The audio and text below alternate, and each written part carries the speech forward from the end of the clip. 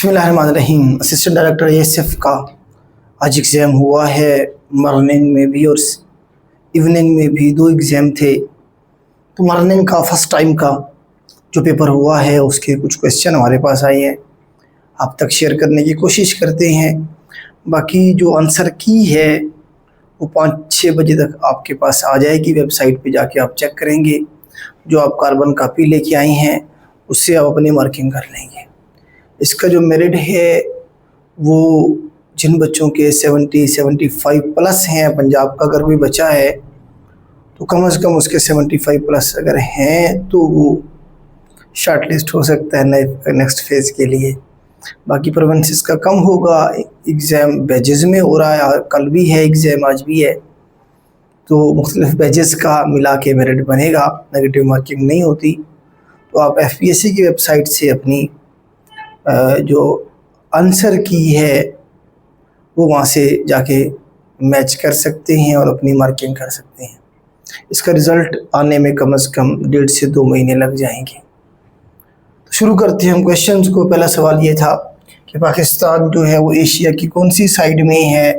तो south Asia में है पाकिस्तान। साउथ एशिया, एशिया की साउथ वाली साइड है, उसमें पाकिस्तान जो है एग्जिस्ट करता है। नेक्स्ट हमारे पास क्वेश्चन है, Saudi Arabia plan future advanced city जो है वो न्योम सिटी के नाम से सऊदी अरबिया बनाने जा रहा है। लाइन सिटी भी इसे हम कहेंगे, न्योम सिटी भी कहेंगे। तबूक जो सूबा है सऊदी अरब का, वहाँ पे बनाया जा रहा है।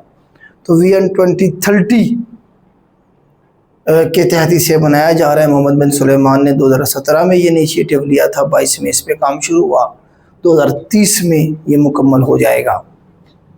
Pakistan most polluted city according to the 2023 और 2024 की जो रिपोर्ट थी, ये बताया गया था कि इसके मुताबिक जो है सबसे जो पॉल्यूटेड सिटी है पाकिस्तान का कौन सा है, तो वो लाहौर है। लाहौर पहले नंबर पे था। ठीक है। नेक्स्ट हमारे पास अफ्रीकन कंट्री ज्वाइन ब्रिक्स के हवाले से था। कौन सा अफ्रीकन कंट्री है जिसने ब्रिक्स को ज्वाइन किया है?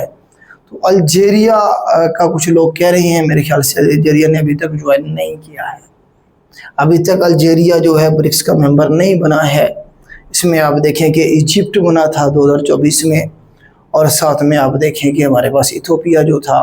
ये 2 मुल्क थे जिन्होंने ज्वाइन किया था ब्रिक्स को, अफ्रीका के कंट्री की अगर हम बात करें तो। ठीक है। मज़ीद आप ऑप्शन का आपको पता होगा, आप एग्ज़ाम दे के आए हैं, कौन कौन से ऑप्शन उधर थे और कौन कौन से नहीं थे। नेक्स्ट हमारे पास year of most severe flood in which 30 million people affected. तो 2022 के अंदर ये फ्लड आया था। मैंने ये कल ही करंट अफेयर करवाए थे 2022 के, उसमें ये बताया था मैंने आपको किस तरह से जो है हमारा सैलाब आया था और किस तरह से जो है ना हमने फिर दुनिया से अपील की थी कि हमारी मदद करें। हमने इसे कैटास्ट्रॉफ कहा था, डिज़ास्टर कहा था। ठीक है। नेक्स्ट हमारे पास क्वेश्चन है जी, तफसीर इब्ने कसीर जो है रिटन बाय, तो ये इब्ने कसीर ही हैं जी राइटर, इन्होंने लिखी हुई है। अब ऑप्शन में ये था या नहीं था, आप देखिएगा ना, नफतीस था क्या था, लेकिन तफसीर इब्ने कसीर जो है उसके राइटर इब्ने कसीर साहब खुद हैं। ठीक है। Who is the pioneer of school of Hanafi thought? तो हनफी थाट जो है उसके जो बुनियाद रखने वाले जो हैं इमाम अबू हनीफा साहब हैं। ठीक है। तो इमाम अबू हनीफा साहब जो है ये सही रहेगा। हनफी स्कूल ऑफ थाट इन्हीं के नाम से ही मंसूबे है। नेक्स्ट हमारे पास है COP 28 कॉन्फ्रेंस ऑफ पार्टीज जो है 28वें नंबर की है। किधर हुई? UAE में हुई। मैंने करवाया था आपको। अभी जो हुई है जिसमें आप देखें कि ये लास्ट टाइम अज़रबैजान में हुई है, 2025 वाली अज़रबैजान में हुई है, और ये 29 थी। 29 जो हुई ये अज़रबैजान में हुई, और इससे पहले आप देखिए कि 29, हाँ ठीक है, UAE के बाद अज़रबैजान में हुई है। ठीक है। और ये UAE से पहले किधर हुई थी? UAE से पहले हुई थी शर्म अल शेख इजिप्ट में। ठीक है। तो ये इस तरह से सवाल था। UAE इसका ऑप्शन ठीक था 28। टिल्ट का उर्दू में मतलब क्या होता है जी? झुकाव होता है, बेंडिंग, किसी साइड पे जो है ना झुकाव, टिल्ट होना। ठीक है जी। नेक्स्ट है हमारे पास हु आस्क्ड टू अबू बकर रज़ियल्लाहु ताला अन्हु फॉर कलेक्शन ऑफ कुरान। तो कुरान को एक किताब की शक्ल में जो है नुस्खा बनाने का जो मशवरा था अबू बकर सिद्दीक रज़ियल्लाहु तआला अन्हु को किसने दिया था? तो हज़रत उमर फ़ारूक रज़ियल्लाहु तआला अन्हु ने ये उन्हें मशवरा दिया था कि इस तरह से जो है ना वक्त के साथ साथ जो है सहाबा कराम तो फौत हो जाएंगे, हिफ़ाज़ कराम तो सारे चले जाएंगे, तो क्यों ना हम सारे जो है जो कुरान मजीद हमारे पास लिखा हुआ है उसे जो है ना जी एक किताब की शक्ल दे दी जाए ताकि अगली जनरेशन को ट्रांसफ़र किया जा सके। मीन प्रोपोर्शन ऑफ 234 और 104 का पूछा हुआ था, तो 156 इसका सही आंसर है। मीन प्रोपोर्शन का फार्मूला होता है हमारे पास a multiply b under root. ये हमारे पास a है, ये b है, दोनों को मल्टीप्लाई करें और उसका अंडर रूट लेंगे आप, तो आपके पास क्या आ जाएगा? 156 आ जाएगा। ठीक है। नेक्स्ट हमारे पास क्वेश्चन है कि प्लूरल पूछा गया था क्राइसिस का, तो स्पेलिंग का फ़र्क है CRISES, ई आ जाएगा बस आई की जगह पे, बाकी हमारा तकरीबन वो ही रहेगा। नेक्स्ट आता हमारे पास arithmetic mean of first 5 even number. पहला इवन नंबर 2 है, फिर 4 है, फिर 6 है, फिर 8 है, फिर 10 है। इनका आपने मीन निकालना था। इन्हें क्या करेंगे आप? जमा करेंगे सबको और डिवाइड करेंगे जितने नंबर हैं 1 2 3 4 और 5 पे तकसीम कर देंगे। ठीक है। तो इसे जमा करेंगे तो आपका ये कितना बन रहा है? 30 बन रहा है, और 30 को तकसीम करेंगे 5 पे तो आपका 6 जवाब आएगा। अरिथमेटिक मीन जो निकालते हैं हम sum of values divided by number of values, ये सम हो गया, नीचे नंबर हो गया, आपका आंसर आ जाएगा। ठीक है। तो नेक्स्ट हमारे पास क्वेश्चन है यहाँ पे, who is the main character of Lucknow pact? Architect कौन था जी लखनऊ पैक्ट का मेन? तो जिन्ना साहब ही थे। जिन्ना साहब क्योंकि दोनों पार्टीज़ के मेंबर थे, मुस्लिम लीग के भी कांग्रेस के भी, तो उन्होंने इकट्ठे किया था, दोनों पार्टीज़ को बिठाया था इकट्ठे। उन्हें कहा था कि मिलकर हम जद्दोजहद करते हैं हिंदुस्तान के लोगों के हकूक़ के लिए। इसीलिए कायदे आज़म को टाइटल भी दिया गया था the ambassador of Hindu Muslim unity. Lucknow pact की शक्ल में हिंदू और मुस्लिम को जो यूनाइट कर दिया था कायदे आज़म ने, तो इसीलिए इन्हें एम्बेसडर कहा गया था हिंदू मुस्लिम यूनिटी का। सरोजिनी नायडू ने इन्हें ये टाइटल दिया था। नेक्स्ट हमारे पास क्वेश्चन है, who mediated between Israel and Hamas? Hamas और इसराइल के दरमियान में रिसेंटली जो मीडिएशन हुई वो किसने करवाई? टर्की नहीं है बेटा इसका आंसर। तो इसका आंसर आपका जो सही बन सकता है वो, अगर मिस्र का ऑप्शन था, इजिप्ट का, तो वो ठीक होगा। इजिप्ट था इसमें, और साथ में कतर था, और साथ में USA था। इनमें से असल में जो मीडिएशन हो रही थी वो ये 3 करवा रहे थे। ठीक है। अब इनमें से कौन सा ऑप्शन पेपर में मौजूद था आप देख सकते हैं। तुर्की ने मीडिएशन के अंदर मतलब है कि ऐसा रोल प्ले नहीं किया। खारान डेजर्ट के बारे में पूछा गया था जी। खारान डेजर्ट जो है ना किधर है? बलूचिस्तान में है। डेजर्ट ऑफ पाकिस्तान में करवाया था। हमारे पास आ गया जी गये शऊर। अच्छा, ये हमारे पास इन मक्का, ये क्या क्वेश्चन था ये? अच्छा, गारे सौर के बारे में। ठीक है, गारे सौर के बारे में पूछा गया है जी। गारे सौर जो है ये मक्का के अंदर है बेटा। गारे सौर वो गार है जहाँ पे जो है आप देखें कि गारे सौर जहाँ पे नबी पाक सल्लल्लाहु अलैहि वसल्लम जब हिजरत करके जा रहे थे रास्ते में रुके थे, तो 2 रातें और तकरीबन 3 दिन, ओवरऑल 3 दिन नबी पाक ने वहाँ गुजारे थे अबू बकर सिद्दीक साहब के साथ गारे सौर में। उसके बाद फिर आप गए थे। नेक्स्ट हमारे पास है जी मीनिंग ऑफ डीमोर। डीमोर का मतलब क्या होता है जी? Raise objection, object, take exception, take issue, मतलब ऑब्जेक्शन रेज करना, एतराज़ लगाना कह लें आप, इसका मतलब होता है। एंटोनिम ऑफ डॉर्मेंट, डॉर्मेंट का मतलब सोया हुआ होता है, इनएक्टिव होता है, तो इसका एंटोनिम क्या बनेगा हमारे पास? एक्टिव होगा।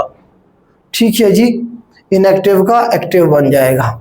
नेक्स्ट है हमारे पास whose responsibility is to maintain law and order and security। Pakistan में लॉ एंड ऑर्डर जो सिक्योरिटी है उसे मेंटेन करने की जो जिम्मेदारी है वो एग्जीक्यूटिव की है। एग्जीक्यूटिव रिस्पॉन्सिबल है। पिलर रियासत के 3 पिलर होते हैं हमारे पास। स्टेट ऑफ पिलर की अगर हम बात करें तो 3 पिलर हैं हमारे पास। एक हमारे पास पार्लियामेंट है, दूसरी हमारे पास लेजिस्लेटर, पार्लियामेंट को लेजिस्लेटर भी कह सकते हैं हम, जो कानून साजी करते हैं, कानून बनाते हैं। दूसरी अदालत है, अदालत का इंटरप्रेट करना होता है, कानून की तशरीह करना होता है। तीसरी हमारे पास एग्जीक्यूटिव होता है। तो एग्जेक्टिव का काम होता है वो जो लॉ बनाया जा रहा है उसे इन्फोर्स करना, लैंड ऑर्डर की सिचुएशन को कंट्रोल करना। बेसिकली जिम्मेदारी एग्जेक्टिव की होती है। एग्जेक्टिव के नीचे आगे फिर एडमिनिस्ट्रेशन होती है बराबर पूरी। ठीक है, एग्जेक्टिव इसका आंसर ठीक होना चाहिए। Route of Middle East India and Europe is alternative of. तो इंडिया जो ये रास्ता बना रहा है, क्या नाम है उसका नाम है हमारे पास ये IMEC, जिसका एब्रिविएशन है middle east Europe economic corridor. India से मिडल ईस्ट से यूरोप तक पूरा एक रास्ता बना रहा है इंडिया, और ये मिडल ईस्ट और यूरोप वाले मिलके वो बेसिकली काउंटर करना चाह रहे हैं किससे, BRI को। अब सवाल की स्टेटमेंट का आपको पता होगा, अगर उसने ये स्टेटमेंट दी हुई थी भैया किसे काउंटर कर रहे हैं, तो BRI को काउंटर करने की कोशिश कर रहे हैं। बेल्ट एंड रोड इनिशिएटिव जो चाइना का प्रोजेक्ट है उसके मुखालिफ ये प्रोजेक्ट चलाया गया ताकि इसे काउंटर किया जा सके, लेकिन ये फिजिबल नहीं है, ये नहीं पूरा होगा मुकम्मल, कभी भी नहीं हो पाएगा, क्योंकि मिडिल ईस्ट में बहुत सारे इश्यूज हैं, ठीक है, जो हल होना ज़रूरी है। लेकिन BRI तो आपको पता है फंक्शनल भी हो गया, चल भी रहा है। नेक्स्ट हमारे पास क्वेश्चन है जी, हु डिस्पोज्ड बॉम्ब को डिस्पोज, ये सिक्योरिटी मेजर के हवाले से था। तो बॉम्ब डिस्पोजल स्क्वाड होता है मुकम्मल तौर पे, वो क्या करता है, फिर वो तारे शारे काटता है, आपने देखा होगा मूवीज में भी। तो पूरा एक स्क्वाड होता है, उनके पास प्रॉपर किटें होती हैं, खुदा न खास्ता अगर वो फट भी जाए तो वो उससे रह सकें, वो इस तरह का उनके पास पूरा एक स्क्वाड होता है। विच international court issued warrant Vladimir Putin, तो व्लादिमीर पुतिन साहब के 2023 के अंदर जो है जारी किए गए थे, क्या जी, वारंट जारी किए गए थे। तो किसने किए थे जी, ये इंटरनेशनल कोर्ट, क्रिमिनल कोर्ट जो है, इसने जो ICC इंटरनेशनल क्रिमिनल कोर्ट ने जारी किए थे। क्यों? क्योंकि जंग के दौरान इन्वेस्टिगेशन की थी कि जो है वार क्राइम कर रहे हैं ना, मतलब जो लोग नहीं लड़ रहे, सिविलियन जो है उन्हें मारा जा रहा है, crime against humanity and genocide किया जा रहा है यूक्रेन के जो लोगों का, ठीक है, इसीलिए उनके वारंट गिरफ्तारी जारी किए गए। यहाँ तो जो है ना जी इंटरनेशनल कोर्ट ऑफ जस्टिस को नज़र आता है कि जो है यूक्रेन के अंदर जो है ना जी रशिया क्या कर रहा है, वोलेशन कर रहा है और इस तरह से ह्यूमन राइट की और बाकियों की, लेकिन इन्हें फ़लस्तीन में नज़र नहीं आता है, ठीक है। वहाँ तो नहीं इन्होंने नेतन्याहू के वारंट गिरफ्तारी जारी की है। दो गलत मिलके कभी भी एक ठीक नहीं बनाते। अगर रशिया कर रहा है, रशिया ने जो है ना सिविलियन को, उनका क्या कसूर होता है सिविलियन का, वो हथियार लेके थोड़ी आपके ये लड़ने के लिए आपके सामने खड़े हैं। तो गलत कर रहा है, अगर रशिया ऐसा कर रहा था तो ठीक किया है, उन्होंने जारी किए हैं, लेकिन स्टैंडर्ड बराबर रखे ना। इधर फ़लस्तीन में भी तो इसराइल कोई कुछ कर रहा है, बल्कि उससे कई गुना ज़्यादा कर रहा है। खैर जगह चलते हैं। मोहम्मद बिन कासिम ने जो है ना जी सिंध को कनकर किया था, कौन से दौर में किया था? बनु उमैया के दौर में। बनु उमैया का जो बादशाह था उस वक्त वलीद बिन अब्दुल मलिक था, जिसने इन्हें भेजा था पूरी दुनिया को फतह करने का, उसने प्लान बनाया था। मोहम्मद बिन कासिम को हिंदुस्तान फतह करने के लिए भेजा, कुतैबा बिन मुस्लिम को सेंट्रल एशिया फतह करने के लिए भेजा, मूसा बिन नुज़ैर को उसने अफ्रीका फतह करने के लिए भेजा, और तारिक बिन ज़ियाद को यूरोप फतह करने के लिए भेजा था। ये वो जो 4 जर्नैल थे उसके टॉप के, उन्हें पूरी दुनिया को फतह करने का उसने टारगेट दिया, जो कि किसी हद तक कामयाब भी हो गया था 80-90%, लेकिन उसे फिर रोक दिया किसने? उसके खुद के भाई सुलेमान ने। वो मर गया 714-15 में। उसके बाद उसका भाई सुलेमान बिन अब्दुल मलिक जब आया, उसने सबको बुला के ये जो थे जर्नैल बड़े बड़े ज़बरदस्त, इन्हें या तो कैद कर लिया या इन्हें मरवा दिया। भाइयों की जो दुश्मनी थी उससे दुनिया को फतह करने का एक इस्लामिक जो मतलब है कि पूरी दुनिया में इस्लाम फैलाने का जो विजन था वो सारे का सारा रोक दिया गया। आगे चलते हैं। Short term of 3 billion agreement जो हुआ पाकिस्तान का, तो ये जो है ना IMF के साथ हुआ कब जी? 2023 के अंदर। टू बी ग्रीक है हमारे पास, ये जो है ना जी इडियम था या प्रोवर्ब था, इसके हवाले से सवाल पूछा गया था, इसका मतलब क्या होता है? तो समथिंग इज इनकम्प्रीहेंसिबल और unintelligible to someone, making it difficult or impossible to understand। ये मतलब होता है जी हमारे पास टू बी ग्रीक है समथिंग, मतलब इम्पॉसिबल टू अंडरस्टैंड, मतलब किसी चीज़ को इतना मुश्किल बना देना कि उसे समझना जो है ना मुश्किल हो जाए। मेकिंग इट मुश्किल, मेकिंग इट डिफ़िकल्ट, मुश्किल बना देना, ठीक है जी। साइबर क्राइम के बारे में कहा गया था जी, कौन कंट्रोल करता है? तो साइबर क्राइम को FIA देखती है। अब जो है ना साइबर क्राइम विंग अलग से बना दी गई है, वो इन्हें देख रही है। Who said that Pakistan is the heart of Muslim world due to geostrategic location. तो ये किसने कहा था बेटा, मैंने ये सर्च किया है इसके हवाले से, मुझे जो नाम नज़र आया है वो है डॉक्टर मोहम्मद बिन अब्दुल करीम अल ईसा का नाम आया है मुझे, मेरे पास जो है मैंने सर्च किया है कि इसने कहा था कि जी पाकिस्तान क्या है जी, हार्ट ऑफ एशिया है, एशिया। इसके हवाले से मज़ीद आप भी इस सवाल को सर्च कीजिएगा कि क्या इसका सही आंसर हो सकता है। Next one, first centre of collection of हदीस जो था मदीना था, मदीना से ही हदीस की कलेक्शन शुरू की गई थी। Pakistan remove from grey list in which year, तो पाकिस्तान को 2022 में ग्रे लिस्ट से निकाला गया था। ठीक है जी। चिलम Joshi is the famous culture festival of Kailash, Kailash जो वादी कैलाश है उनका जो, तो रिपीटेड सवाल है, चिलम जोशी क्या उनका फेमस जो है ना फेस्टिवल है। Holy prophet prayed to increase knowledge and tafsir of which sahabi, तो हज़रत अब्दुल्ला इब्न अब्बास जो रज़ी अल्लाह तआला अन्हु हैं उनके बारे में नबी पाक दुआ किया करते थे ये। ठीक है कि अल्लाह पाक उनके नॉलेज में और जो चीज़ों को समझने का जो विजन है उसमें इजाफा फरमा। Who main frame the objective resolution, तो ऑब्जेक्टिव रेजोल्यूशन जो है उसे मेन फ्रेम किसने किया था, तो इसका जो सही आंसर है आपको भी पता है कि लियाकत अली खान साहब हैं, उन्होंने ही इसे आर्किटेक्ट किया था मुकम्मल तौर पे। इसमें बाकी लोग भी थे, मौलाना शबीर अहमद उस्मानी साहब और बाकी सारी पार्टीज़ थी जिन्होंने अपना रोल प्ले किया, लेकिन मेन जो बंदा था वो लियाकत अली खान साहब भी थे जिन्होंने इसे असम्बली से प्रॉपर पास करवाया और उसके बाद लागू करवाया। Main topic of UN general assembly session 2023 का जो था उसमें जो है ना जी उसका क्या जो है ना जी मकसद था या थीम क्या था। थीम जो मैंने सर्च किया वो मिला में rebuilding trust and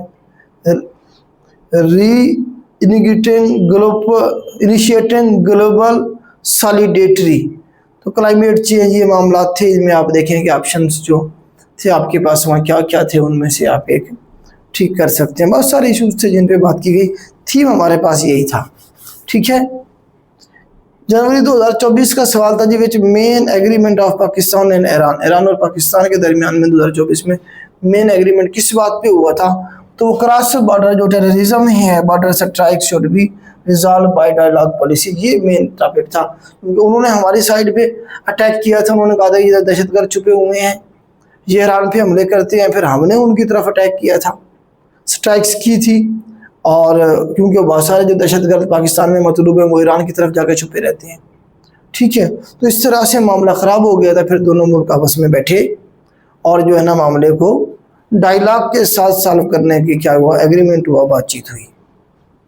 what percent of day is 3 hours, तो उसने कहा 3 घंटे जो एक दिन का कितने परसेंट बनता है, तो 3 दिन में कितने घंटे होते हैं, 24 घंटे होते हैं। मल्टीप्लाई करते हैं कि 100 के साथ 3 ज़रब 3 एकम 3 ज़रब 8 24, 8 8 एकम 8, यहाँ से बचा 2 20, 8 ज़रब 2 16 और 8 ज़रब 5 40, तो 12.5% बनेगा जी। कितना बनेगा हमारे पास, 12.5%। मैं तो आसान थी, मैंने देखे हैं जो सवाल हमारे पास आए हैं शायद या फिर वही आसान है, बाकी जो मुश्किल थे वो आए नहीं है। भेजिएगा बेटा कमेंट्स में ये जो क्वेश्चन है जो फर्स्ट टाइम का लोग पेपर दे के आए हैं वो फर्स्ट टाइम का जो पेपर है उसी में सेंड कीजिएगा। सेकंड टाइम वाले सेकंड टाइम का जो हम वीडियो बनाएंगे उसके अंदर शेयर कीजिएगा।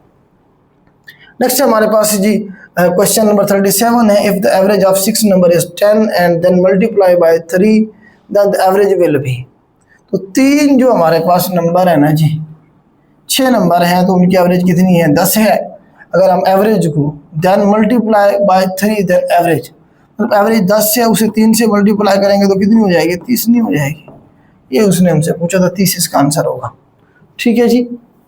नेक्स्ट है जी हमारे पास meaning of take exception to is, तो इसका मतलब क्या होता है, टेक एक्सेप्शन टू का क्या मतलब होता है, डिसएग्री विद या ऑब्जेक्ट टू। ठीक हो गया जी, ये इसका मतलब होगा। फर्स्ट पंजाबी जो पोएट हैं, पंजाबी के पहले शायर जो थे बाबा फरीद गंज शकर साहब को समझा जाता है जी। ठीक है, हिंदुस्तान की अगर बात करें तो। नेक्स्ट हमारे पास ये है बेटा कि 0.13 P square is equal to 13। अगर इसे हम सॉल्व करें तो ये इस तरह से होगा हमारे पास कि 0.13 P square is equal to 13, P square यहीं रह जाएगा 13 ओवर 0.13, ठीक है, या इसे जो है ना आप इसे ऐसे लिख लें कि 13p² is equal to 13/13 multiply by 100। कैसे कि इशारिया के बाद हमारे पास क्या है जी, 2 डिजिट है, तो इशारिया के जब हम ख़त्म करते हैं कि 0.13 में जब हम ये पॉइंट ख़त्म करेंगे तो उसके नीचे 1 लिखेंगे, उसके बाद इधर जितने जितने डिजिट हैं उतने सिफर लगा देंगे तो ख़त्म हो जाएगा। ये जो 100 था 13/100, ये ओवर का ओवर था, ऊपर जाकर मल्टीप्लाई हो जाएगा, इसके साथ ये कट जाएगा तो क्या आंसर आएगा हमारे पास 100 आंसर आएगा। अच्छा 100 किसके बराबर है, p² के, तो p बराबर होगा 10 के, इसका भी अंडर रूट ले लें, इसका भी अंडर रूट ले लें, 10 नहीं आएगा।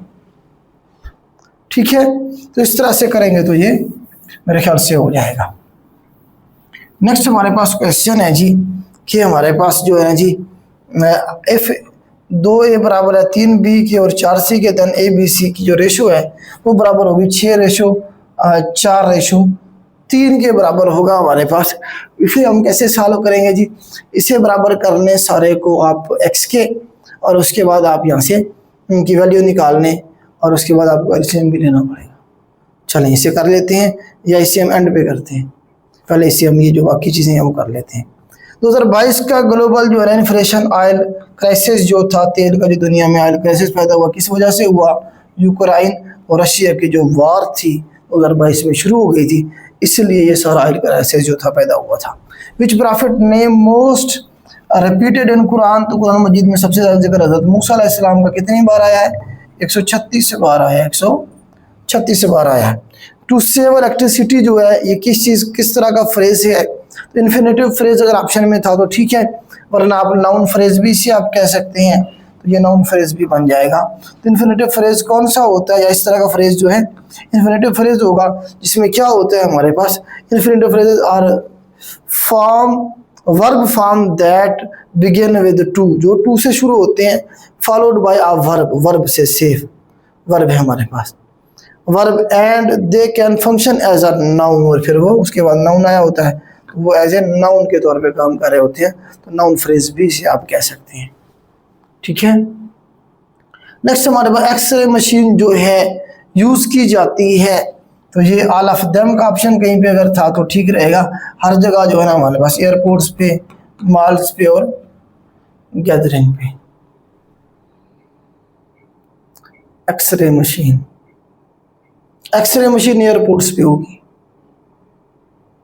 बाकी जगहों पे भी हम यूज़ कर सकते हैं, लेकिन हमारे पास एक्सरे मशीन जो है एयरपोर्ट्स पे होती है, जहाँ हम स्कैन करते हैं पूरा जो है ना बंदे को, जहाँ पे जो है ना जी इंसान की हर चीज़ जो है ना कुछ चीज़ छुपा के तो नहीं लेके जा रहा, हर चीज़ उसमें आ जाती है। एयरपोर्ट से इसका मेरे ख्याल से ठीक होगा, मज़ीद आप भी देखिएगा।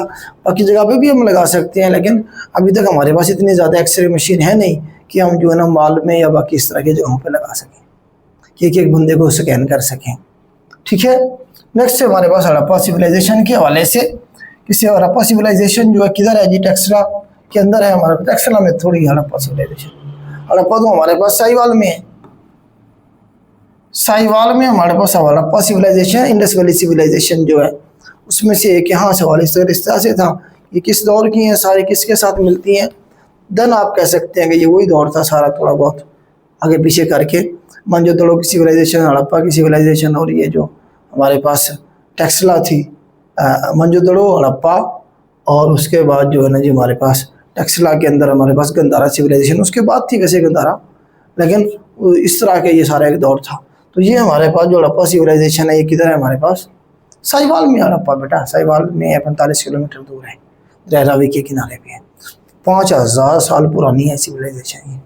ठीक है, नेक्स्ट हमारे पास है reason of escalation of trade and technology war between USA and China in 2024। देखिए, एक तो आजकल ट्रेड का टैरिफ का एक इशू चल रहा है चाइना और अमेरिका के दरमियान में, लेकिन आप ये देखिए 2025 में शुरू हुआ ट्रंप के आने के बाद। ट्रंप के आने से पहले ऐसा इशू नहीं था, इससे पहले इशू था दोनों की सर्वाइवल का। कैसे, the escalation of US China trade and technology war, trade and technology की जो जंग चली हुई थी इन 2024, प्राइमरी किसके अंदर, ongoing concern over trade deficit जो था अमेरिका का बहुत ज़्यादा था चाइना की निस्बत, ठीक है, चाइना बहुत ज़्यादा माल बेच देता था वहाँ पे, और वापस में अमेरिका कुछ भी नहीं बेच पाता था चाइना के अंदर। वो जो ट्रेड का डेफिसिट था वो बहुत ज़्यादा था। ठीक है, trade deficit, intellectual property theft, हर चीज़ की कापी तैयार कर लेते हैं चाइनीज़, कुछ भी बनाते हैं अमेरिका वो क्या करते हैं उसकी कापी तैयार कर लेते हैं। इंटेलेक्चुअल प्रॉपर्टी थेफ्ट था अमेरिका को कि यार ये हमारी जो टेक्नोलॉजी है वो चोरी कर रहे हैं चाइना वाले। नेशनल सिक्योरिटी क्राइसिस का रिस्क था। ठीक है, रिलेटेड टू टेक्नोलॉजी, टेक्नोलॉजी के रिलेटेड, एंड जो है चाइना ग्रोइंग इकोनॉमिक इन्फ्लुएंस की वजह से। तो ये सारे इश्यूज थे ऑप्शन में, अब आपको बताओ कौन सा दिया गया था। ठीक है, टैरिफ की जो ट्रेड इनकी वार शुरू हुई 2025 में ट्रंप के आने के बाद शुरू हुई। हाँ, ट्रेड की जंग थी उनकी, आप कह सकते हैं इकोनॉमिक जंग भी थी। सारे मैंने आपको बता दें कौन कौन सी जंग चल रही थी इनकी, किन किन इशूज़ के हवाले से। नेक्स्ट हमारे पास है average age of 3 people is 25 and their product proportion is 3:5:7। What is the age of youngest one? ये मैंने आपको आसान से तरीके से करवा के बताया था कि इनमें से जिसकी रेशियो सबसे कम होगी उसकी एज भी कम होगी। तो किसकी कम है? 3 की है तो 3 डिवाइडेड बाय टोटल रेशियो, 5 और 3 8, 8 और 7 15, मल्टीप्लाई बाय जिसमें से आपने रेशियो निकालनी है। तो 3 पीपल हैं, 3 कितने 25, टोटल कितना सम बन जाएगा? 25 × 3 75, 15 कम 15, 15 × 5 75, 5 × 3 15। हमारा आंसर आएगा 15। हमारा आंसर क्या आएगा बेटा?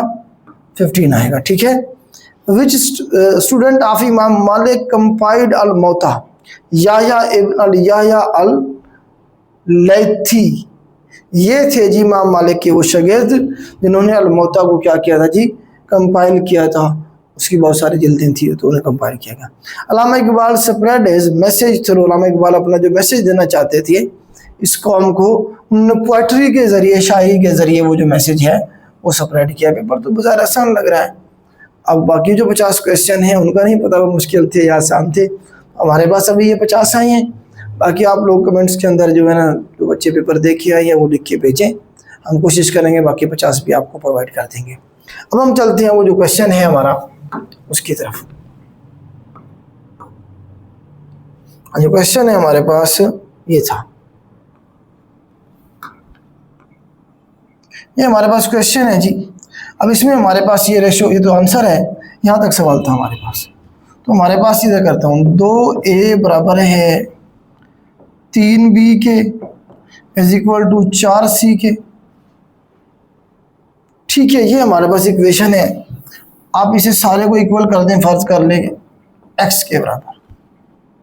तो 2a बराबर है x के, 3b बराबर है x के, 4c बराबर x के। तो a की वैल्यू निकालें x ओवर 2, b की निकालें x ओवर 3, c की निकालें x ओवर 4।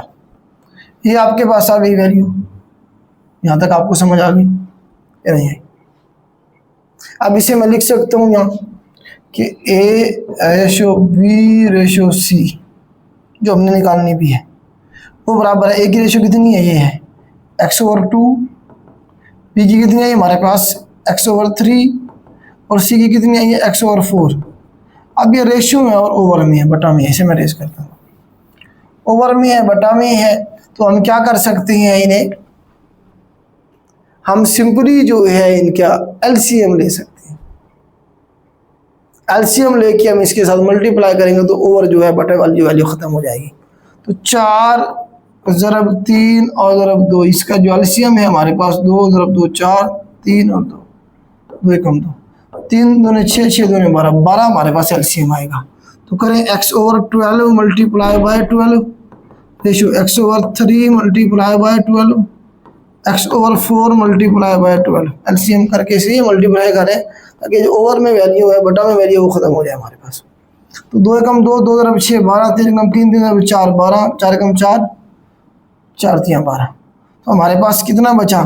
x तो हमने वैसे ही फ़र्ज़ किया था 6/4/3 आ गया जवाब। इधर क्या था हमारे पास? ये वही a/b था और रेशो c था। 6/4/3 जो है हमारे पास जवाब आएगा। यही हमारा आंसर होगा। ठीक है, तो बेटा ये 50 क्वेश्चन थे।